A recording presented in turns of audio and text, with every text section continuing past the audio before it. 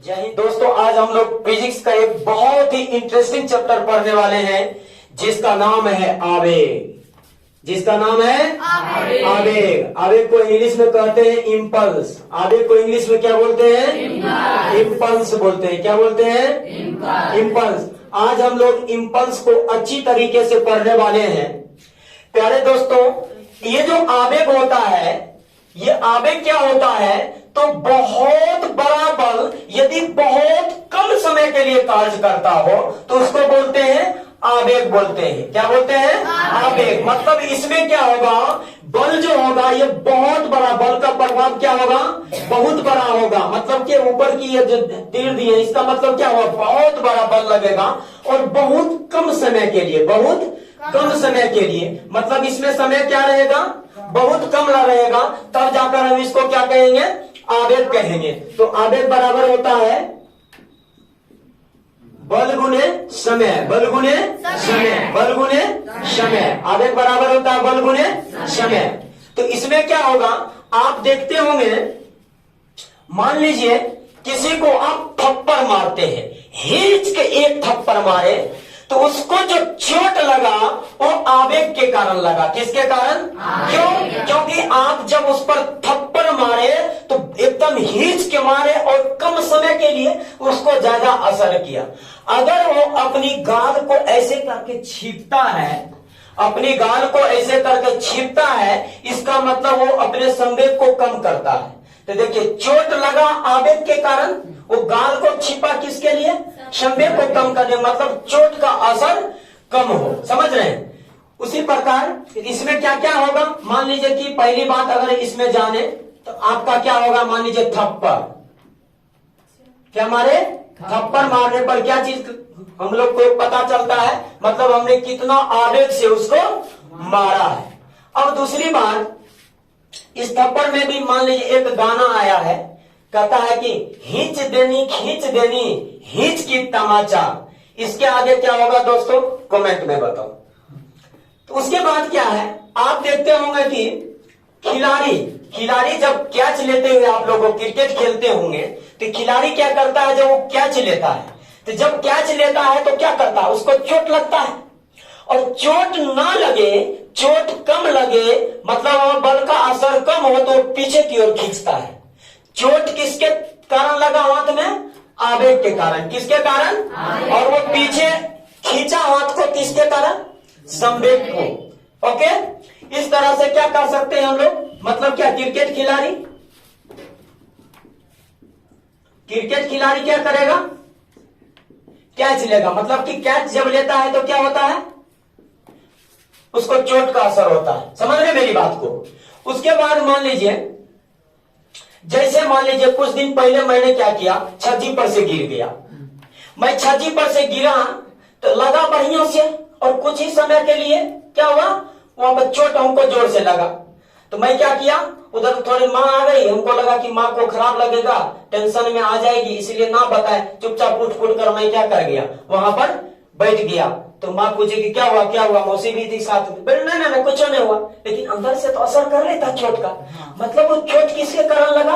आवेग के कारण। अगर मान लो वहां पर फिसलनदार बना रहा था तो हम फिसल जाते, क्या होता? चोट का असर कम होता। लेकिन ऐसा था नहीं, जगह भी कम था, तो वहां पर क्या हुआ? बढ़िया से असर किया। अब यहां ध्यान दीजिए, ये बात समझ आ गया? जैसे मान लीजिए गिरेंगे, उसमें हड्डी पसली क्या होगा? टूट जाएगा। हड्डी उड्डी का टूटना, हड्डी का टूटना, समझ रहे मेरी बात को? ये चीज आया। उसके बाद मान लीजिए एक बार क्या हुआ कि ये गणेश मिस्त्री है ना अपना गांव में, वो क्या किया, लकड़ी फाड़ने के लिए आया। क्या किया? लकड़ी फाड़ने के लिए आया। उन्होंने क्या किया, कुल्हाड़ी को लेकर लकड़ी पर ऐसे करके मारता था। अब पता नहीं बोलता क्यों है, ये नहीं मालूम। उस गणेश मिस्त्री को फिजिक्स मालूम है कि नहीं मालूम, मुझे नहीं मालूम।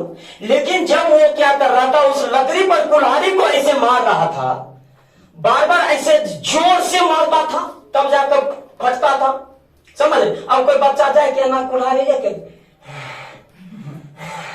क्या वो कटेगा? क्या लकड़ी फटेगा? नहीं फट पाएगा। तो इसलिए वहां पर क्या होगा, बहुत बड़ा बल कुछ समय के लिए लगाना पड़ेगा, तब जाकर क्या हो पाएगा, वो लकड़ी फट जाएगा, वहां पर जलावन का काम में आ जाएगा। समझ रहे मेरी बात को? तो वहां पर आपको समझना पड़ेगा वहां पर क्या कौन सा फिजिक्स लग रहा है। ओके, अब जैसे कुल्हाड़ी वाला, समझे, कुल्हाड़ी वाला में भी क्या होगा, आवेग होगा। बात समझ रहे हैं कि नहीं समझ रहे हैं? किसी को कोई दिक्कत? अब मान लीजिए ये सब में इस तरह का आवेग हुआ, तो देखिए ध्यान दीजिएगा, तो हम लोगों ने क्या किया, कोई पूछेगा कि चोट किसके कारण लगता है, बोलो, आवेग के कारण।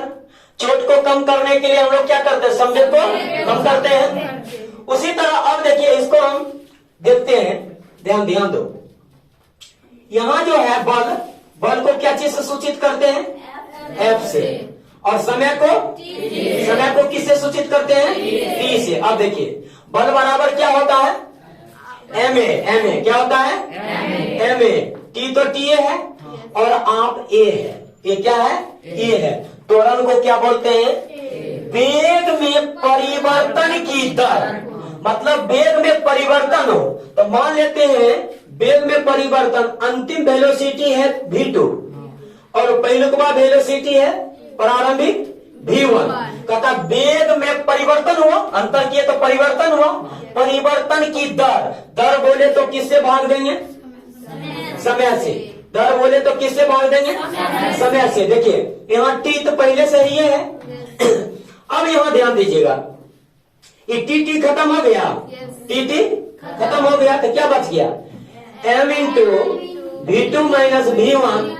अब देखिए m को v2 से गुना होगा, एक बार m को माइनस v1 से गुना होगा, तो देखिए m v2 minus m v1। और सुनिए, हमने इससे पहले जब संवेग पढ़ाया उसमें संवेग बराबर लिखाया था m v है, यहाँ v2 है, तो मतलब कौन सा संवेग हुआ, P2। क्या हुआ, P2। कौन सा संवेग हुआ, P2 माइनस यहाँ mv1 है, तो यहाँ पर कौन सा संवेग हुआ, P1। इसका मतलब क्या हुआ, संवेग में परिवर्तन भी आवेग के बराबर होता है। संवेग में परिवर्तन भी किसके बराबर होता है, आवेग के बराबर होता है। समझ आया कि नहीं?